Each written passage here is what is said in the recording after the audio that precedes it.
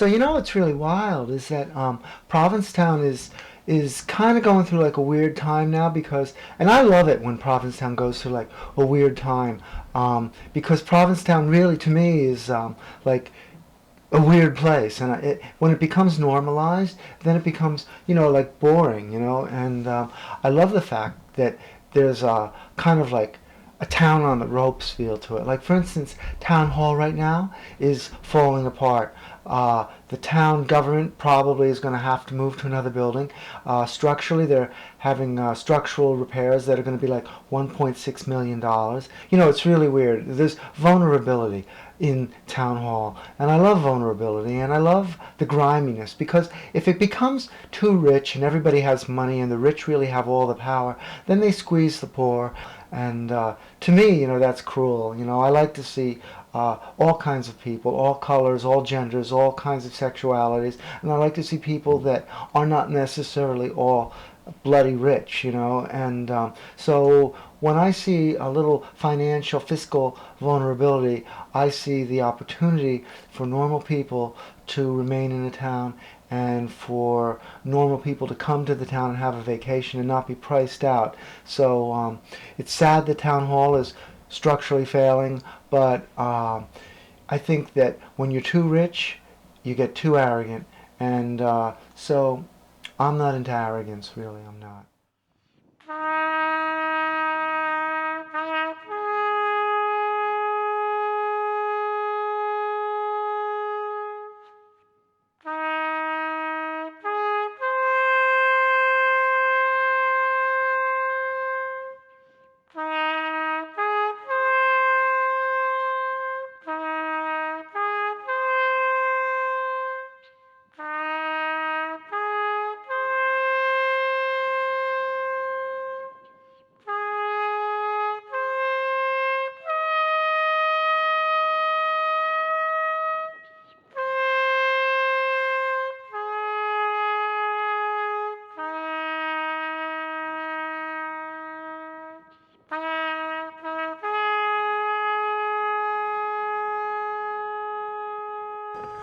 I would like to say thank you for my freedom. We really have in the United States great freedom. What you're going to see is a lot of people who are very free and who have a lot of freedom. Freedom that is not enjoyed anywhere else really but the United States and maybe a few other sophisticated countries perhaps in Europe. Um, but this is about freedom. Thank you for the freedom, and I respect those who provided it. Respect. At the risk of seeming somewhat negative, I do love to see a little bit of a grimy side to Provincetown. When it gets a little too gentrified, uh, I don't feel I can relate because it becomes too attitudinous and it becomes too just over the top, and the kind of people that are around are like rich folks, and I believe in being prosperous, and I myself of course am prosperous, but I like the grimy side, and the rents have gotten a little bit too high, a little bit out of hand in Provincetown lately. The landlords have gotten very greedy. The town has gotten very weird with taxes and services and regulations. Don't get me started on the regulatory climate of Provincetown, because I think it really cripples the town, especially the building industry and the real estate agencies. But you're seeing a lot of for rent signs in really key locations with great traffic, stores that really have done well in the past, and now they're for rent and they can't be getting tenants. They're having trouble getting tenants, and here it is Memorial Day, and they're still vacant. Well, we're going to have fuel prices going up, and you know that things are going to get tough recession-wise. I mean, we've just had like 7.5 years of George Bush, so how things can be good is basically impossible, I suppose. But there's a lot of for rent signs, and but people are still coming. A lot of baby dykes. I love the baby dykes. They're young, spontaneous women. They make a lot of noise. They scare you around between your feet. Some of them are fabulous. They don't spend money, and they kind of, can get a little bit naive, I suppose the word would be. If you're like older and you've been in Provincetown for a long time, the baby dikes are kind of like a little bit weird, and it's usually just the beginning of the season. Memorial Day is really a big time for baby dikes.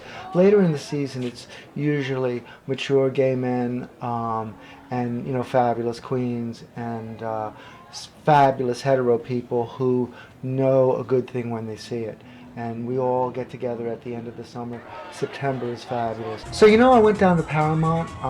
Usually I will admit that I usually met the A House, but Paramount was open, and Paramount is not open in the winter. It's open on a few days, like holidays and things, and it's a fabulous club. It's very like big city sort of club. If Paramount was in any town, anywhere, it would be a cool club. Provincetown is a really hard place to have a cool club and be like the coolest club, because you're competing with the A House, and to me, no one really competes with the A House. The A House is in a class by itself, over the top. The A House is the standard, and to me, nothing's as good as the A House by far. But I went into Paramount, and it's cool, and it's like a younger crowd. It's more of a hetero crowd. There's a lot of gay people there. There's a pool in the back. The music is good. They've got some good DJs. The bartenders are cool. It's very urban. There's a lot of very urban people there. The drinks are, to me, not that. I don't like the drinks there. I'll just say it. I always feel like I'm getting a cup of ice with a straw and paying, a lot of money for it. If you go then to the A House and have a cocktail right after it, it's a different cocktail. It's a real cocktail as far as I'm concerned. So I left Paramount and I went to the A House. It's just, it's a really short walk. You literally walk from one dance floor to another dance floor, and it's kind of wild. It's like you're on a dance floor at Paramount, and it's groovy. It's really fabulous. It's wonderful. The light show is potentially good. The music is good. And then you go to the A House. You go from one dance floor to the other, and it's like, whoa. It's, the A House has a patio in the back too. It doesn't have a pool. They used to years ago. They don't have it anymore. The A House doesn't need a pool.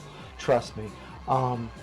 And the A House has a whole bunch of other bars that are like the Macho Bar upstairs and the Little Bar downstairs, and they have a bunch of bars open. There are great bartenders at the A House.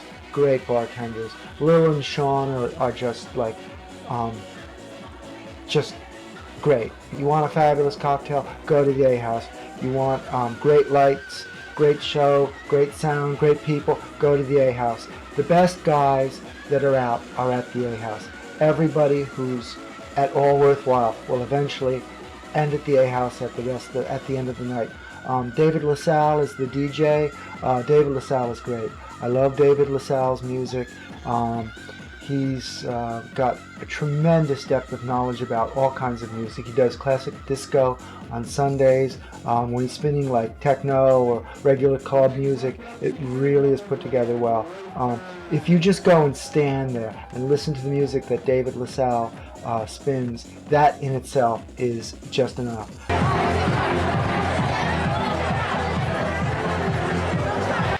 And then there's the boat slip, solid gold Sunday.